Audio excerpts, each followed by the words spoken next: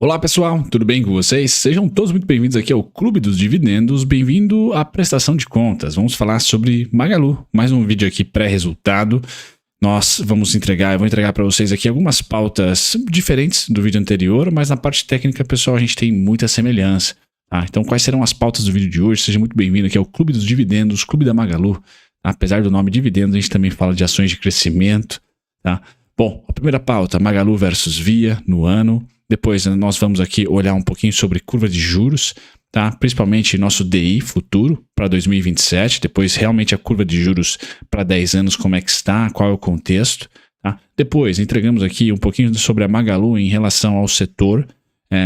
Hoje possui fundamentos múltiplos assim, não muito interessantes em relação ao varejo, então talvez levante aí uma primeira bandeira, se já não foi levantada na sua cabeça, de que não será o varejo, o e-commerce, o marketplace, a próxima grande porrada de crescimento. Acho que o mercado vai preparar em algum outro setor, mas não o de e-commerce. A gente pode discutir sobre isso durante o vídeo. E aí um pouquinho de Magalu versus Via, né, durante a derrocada, tanto na evolução do lucro, como na comparação de indicadores de valuation.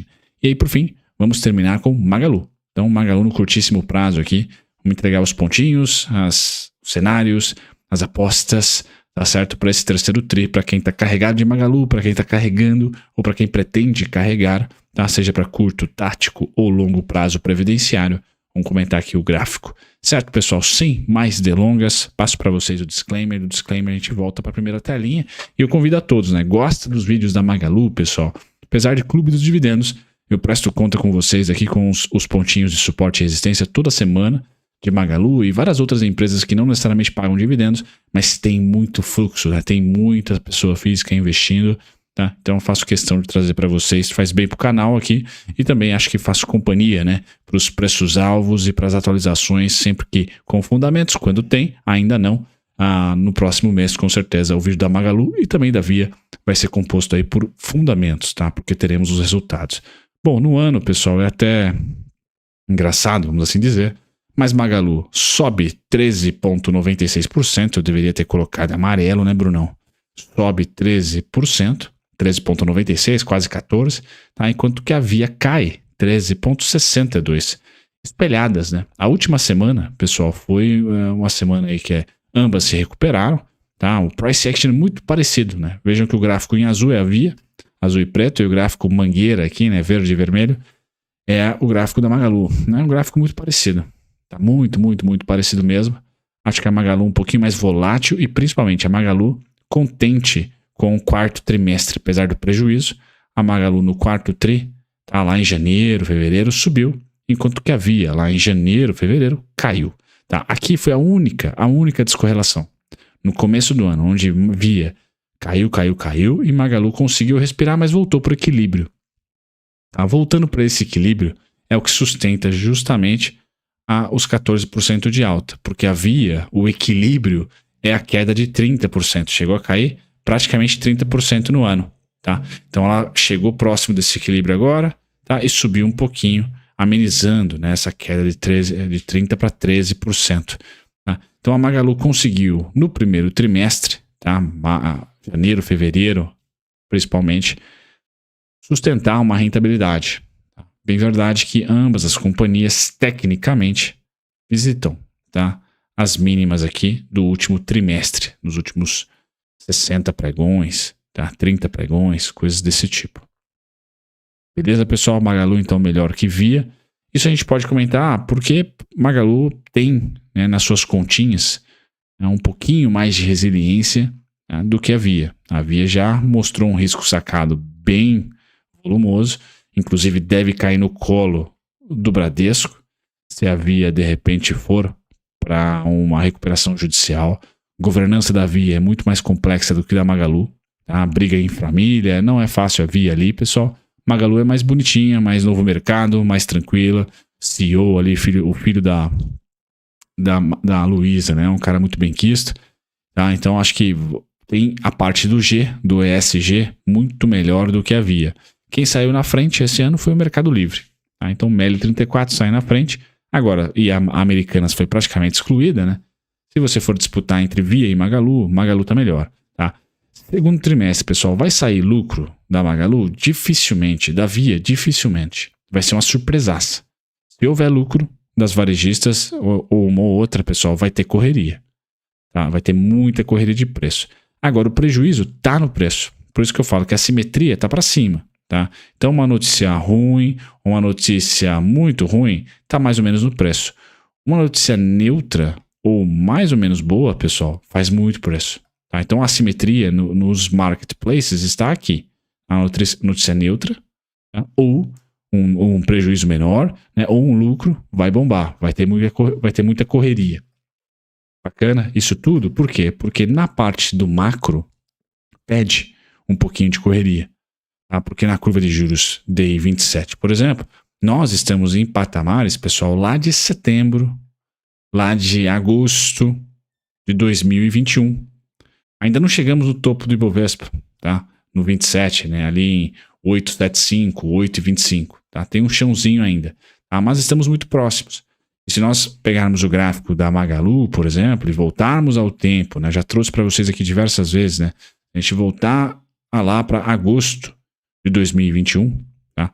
Nós vamos estar falando de preços, pessoal. Vamos tentar aqui chegar a agosto de 2021, pôr todo mundo na mesma linha aqui. Agosto de 2021, nós estamos falando de faixas de preço nessa magnitude aqui, ó, tá? Entre 16 e 57, 16 reais, tá? 16 a 12 reais. Bacana. Então, sem dúvida nenhuma, o macro pede ali uma reprecificação. É bem verdade que em agosto de 2021 havia lucro. Hoje não há lucro. Então, há necessidade de uma notícia neutra, né, que melhora as expectativas de lucro futuro ou de fato lucro. Para jogar preços lá para 16, pessoal, não. Tem muito mais coisa por vir do que simplesmente fazer essa comparação crua, nua e crua aqui com o DI. Beleza? Porque tempo também é dinheiro, passou-se um grande tempo, se alavancou muito mais do que era naquele momento, então tem um tempo para a empresa se organizar e estar mais desalavancada como estava lá em 2021. 2021 foi feito um follow-on para a compra da Kabum, por exemplo.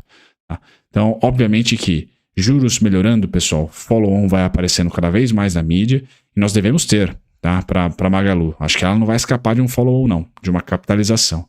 Beleza? Mas creio que a companhia tem que lucrar primeiro, tá? E ela deve lucrar para depois anunciar um follow-on aí interessante para jogar mais lenha em uma possível recuperação. DI, então, o macro, pessoal, está favorável para Magalu ter notícia menos ruim, né? Menos pior, se é que existe esse português aqui terrível, tá? Ou neutra, subir. E eu já vou falar nos preços quais seria essa subida na minha visão, embora não tenha mudado nos últimos vídeos para cá. Tá certo? O que eu tenho para o DI, pessoal? Eu falei para vocês no vídeo passado e vou repetir aqui. Estabilização. Tá? Então, nesse momento, o DI deve abrir, mas a temporada corporativa vai ofuscar um pouco essa subidinha. E mesmo que ele suba nos alvos que eu tenho aqui de 10,58, 10,95, pessoal, ainda assim, nós temos o mesmo alvo gráfico que eu vou mostrar para vocês, que é o alvo gráfico do período durante a eleição, do pré, durante e do pós-eleição. Então, o meu alvo para Magalu é esse período aqui. Tá? Esse período aqui e março de 2022. Tá? Mais ou menos nessa faixa aqui de DI, ó. Tá? Essas duas faixas de março e pré-eleição é onde eu faço a correlação com o gráfico da Magalu. Então, quando eu falar para vocês, pessoal, meu alvo é lá em 5,30, 5,89, 5,95, dei uma limpadinha aqui nos pontos, pessoal, é porque eu estou comparando sim com o DI ou com os DIs, e especificamente março de 2022 e pré, durante e pós-eleição. Tá? É onde eu entendo. Então, mesmo que o DI abra, pessoal, isso eu quero falar para vocês, eu não sou vendedor para as varejistas pelo DI. Tá? Eu acho que a venda das varejistas, dos marketplaces, vão ocorrer para baixo dos patamares da PEC eleitoral, elas vão ocorrer pelo micro, pelo resultado corporativo, porque uma está indo bem e a outra está indo mal. Por hora, quem sai na frente é Mercado Livre. Beleza? Segundo colocado, Magazine Luiza. Terceiro, Via. Quarta, Americanas. Tá? A nossa curva, nosso yield de 10 anos, pessoal, está aqui exatamente na mínima feita da PEC dos precatórios. Então, nós fechamos o yield de 10 anos o suficiente para chegarmos na PEC dos precatórios. Ponto importante. Tá? Ponto importante, por isso que eu falo que o macro está muito mais favorável.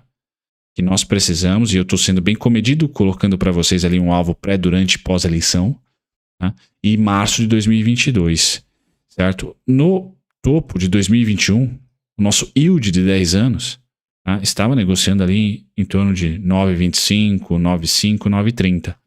Falta um chão para chegar lá. Então, por hora, pessoal, continuo cético com o Ibovespa.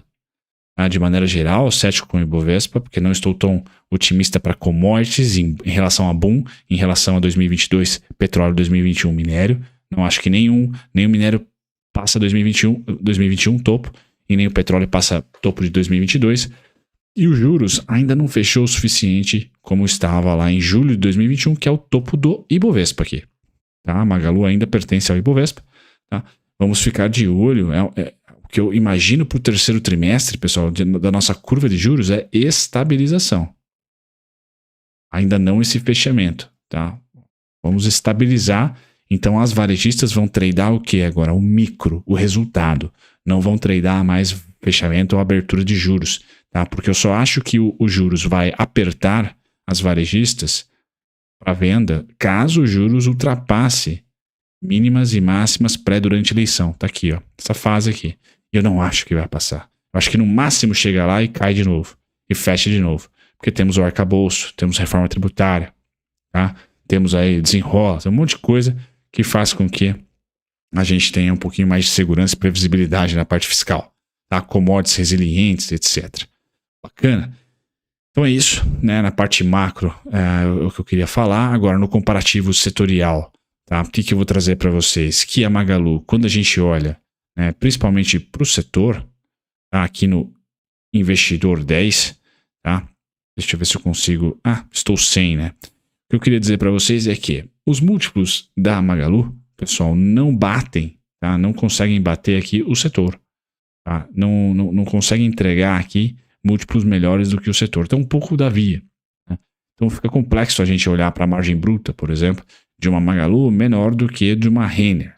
Tá? Margem EBITDA menor do que uma Renner. Tá? Então, não me parece ser o setor de e-commerce, o setor de marketplace a grande próxima porrada, tá? Para cima. É algum outro setor de crescimento também, do e-com, muito provavelmente, do small, muito provavelmente. Tá? Mas algum outro setor, não esse. Tá? De marketplace. Me parece que esse mercado está super consolidado e é aquela velha máxima, né? É um mercado ótimo para cliente, péssimo para investidor. Tá? Quando o setor, o nicho é ótimo para cliente, para nós, compradores, consumidores, dificilmente vai ser bom para investidor. Tá? A não ser que você tenha quase que um monopólio ali, ou um tamanho, um esqueleto muito grande. No caso, a Amazon, por exemplo. Tá? Que tem ali uma pulverização muito maior do que qualquer outra concorrente nesse momento. Então, se nos Estados Unidos temos uma grande, por que no Brasil a gente tem, por hora, 3, 4, né, se a gente contar americanas? Então, me parece que é um setor que deve consolidar nos próximos anos, e a gente, acho que o Mercado Livre está um pouquinho na frente, embora Magalu tenha ido muito bem 2, 3 anos atrás. Então, me parece que entre Magalu e Mercado Livre deve ficar ali um grande campeão. Acho que tem diferenças entre Magalu e Mercado Livre, os dois podem continuar por muito tempo, ainda operando e tendo ali algum tipo de, na economia real, relevância. Agora, para investimento, pessoal, é um setor complexo, é um setor muito maduro e muito competitivo, zero barreira de entrada.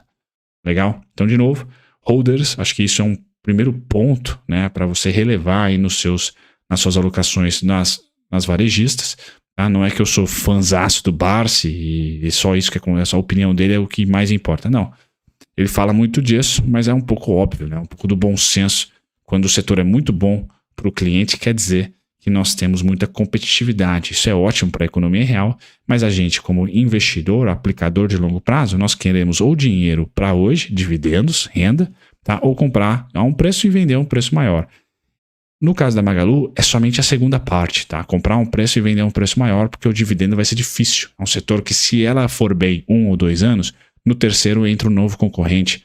O concorrente chega próximo, imita, faz algo parecido, porque não temos ali uma inovação tecnológica, patentes, etc., para barrar essa entrada. O custo de mudança de você entrar num site da Magalu para o Mercado Livre é zero, para a Via é zero, tá? Bom, o que eu quero dizer aqui, pessoal, a queda do lucro da Magalu foi muito mais forte, até pelo crescimento do mesmo em relação à Via. Então a Via foi medíocre de 2014 até agora, né? A Via em nenhum momento conseguiu aproveitar esse crescimento do PIB nominal, esse boom que nós tivemos na bolsa, em nenhum momento. Nos preços das ações, sim, mas no lucro, pessoal, Via em azul, em nenhum momento, tá? Ela ainda é um turnaround a ser concretizado, se você acredita. A Magalu não, a Magalu fez um turnaround e por ser cíclica, e aí a gente pode falar, pode criticar, fez M&A quando não era para fazer M&A, não sei, a gente pode falar de várias coisas aqui em relação à dinâmica de mercado, mas ela está ciclando para baixo, tá? Porém, quando o negócio foi bonito, minimamente bonito, ela lucrou e muito, tá? Se esse lucro vai se expandir rapidamente, não acho, pessoal. Por quê? Porque, de novo, é um setor de barreira baixíssima. Então, várias empresas pegaram pelo menos um pouquinho desse gap, dessa volúpia que a Magalu teve de 2015 a 2020. Tá? Você pode falar de Shein, você pode falar de Mercado Livre, pode falar de várias empresas que olharam para a logística da Magalu, copiou, Omnicalidade copiou, e agora vai ser difícil a Magalu crescer dessa maneira aqui. Ó. Tá? E mesmo que cresça, pessoal, a Magalu, o Mercado Livre, qualquer outra do setor, muito provavelmente depois de 2, 3 anos, alguém vai copiar. Tá? Porque é um setor onde a inovação tecnológica não tem barreira, não tem patente. Tá? A cópia acontece, certo? Bom, por fim, vamos comparar aqui Magalu e Via Varejo, pessoal. Qual que é o destaque que eu dou? Eu acho que é o destaque mais legal aqui. Eu vou tirar alguns filtros, beleza? Já coloquei, não sei porque está aparecendo todos, mas o que eu queria colocar para vocês é que a Magalu, pessoal, na parte de dívida, vamos achar aqui a dívida rapidamente. Dívida líquida aqui, ó. A Magalu tem menos dívida, tá? 0,49 aqui a Magalu em relação ao PL. Então, dívida líquida em relação ao patrimônio líquido, pessoal, de 0,49 é interessante, uma alavancagem menor. E dívida líquida sobre EBITDA 2,6 contra 3,81, sem falar do que não aparece aqui, né? Que são as provisões trabalhistas, tá? E o risco sacado que a Via já mostrou ter muito mais forte do que a Magazine Luiza. Operacionalmente falando, Magazine Luiza é mais redonda.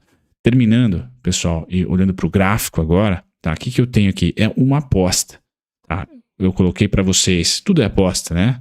Às vezes é para longo prazo, às vezes para curto, aí vocês decidem, tá? Mas tanto para o alocador de longo quanto para o de curto, o meu cenário base para a Magalu é que ela não perde esses pontos aqui. O 279, 292, 264, 248, né? E todos esses pontinhos aqui vão ser uma batalha muito forte dos compradores, devido a um trade macro e na expectativa da assimetria maior, que é o quê? Que é a assimetria de notícias neutras ou notícias boas serem porrada para cima, tá? Porrada para cima até que faixa de preço, pessoal? Eleição, tá? Ou março de 2022. São os dois topos no gráfico, são os dois pontos do juros futuro, são os dois pontos técnicos que eu vou falar para vocês. Lá é alvo. Tá? Então, qual que é o cenário, tanto para Via como para Magalu, mas principalmente Magalu, que deve ter o micro resultados não estorvando tanto. Tá? É um cenário de perda de tendência de baixa e ganho de tendência lateral.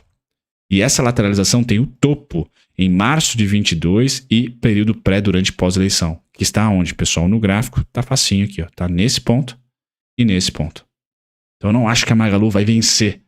Os compradores vão vencer esses dois pontos por muito tempo. Então, dos 5,30 aos 6,89, para mim é alvo, tá? É onde eu espero que o preço bata lá em 2023 ou em 2024 e volte para a estabilidade até que ela apresente lucro novamente com consistência, tá? Estabilidade está onde, pessoal? Dos 3,18 aos 3,43. Agora eu estou aumentando um pouquinho a parte de estabilidade, estou colocando para vocês aqui, ó. Em relação ao outro vídeo, são dois pontinhos novos. 2,48, 3,84. Dos 2,48 aos 3,84, pessoal, é neutro, é ali justo, vamos assim dizer, para Magalu. É você nem que está comprando caro nem barato. Tanto você vendedor, tá, com o alvo ali em 1,59, 2,13, não está vendendo caro e nem barato, como você comprador. Tá? Vai estar numa região de equilíbrio, né, objetivando, na minha opinião, 5,30, 5,89, 6,89, máximo. Tá? Essas três faixas superiores são os alvos de compra. E essas 2 a 3 faixas aqui de venda, 2,13, 1,59, são os alvos de venda. Então, essa é a aposta, seta verde e seta vermelha. Na parte onde eu vou pôr aqui de laranja, pessoal, é onde você se prepara para arrumar, ou para vermelha, pessimistas que me acompanham, ou para verde, otimistas que me acompanham. Beleza? Mas o tempo é o que vai deixar você mais pé da vida, porque não vai ter dividendos, enquanto a ação fica caranguejando aqui, e não me parece ser no segundo trimestre, pessoal, que vai vir a surpresa, que vai vir a assimetria, que vai vir o lucro, ou a redução do prejuízo, redução da alavancagem. Não creio que vá vir. E nem a temporada de capitalização. Um follow-on, alguma coisa que dê uma respirada na companhia, principalmente a Magalu, que tem uma boa capacidade de aquisição, né, de capitalização. A Via emitiu aí a CDI mais 6, CDI mais 4, né, um negócio muito caro. Eu acho que a Magalu não. A Magalu tem moral, vamos dizer assim, credibilidade para fazer follow-on. Tá? Então tem que ter paciência. É o grande jogo desse setor nesse momento, mas taticamente meu cenário base é que segura aqui 264, 279, 292 e viaja até no máximo 5,30, 5,89, 6,89. Beleza, pessoal? Mais um vídeo aqui da Magalu. Um grande abraço. Tchau, tchau.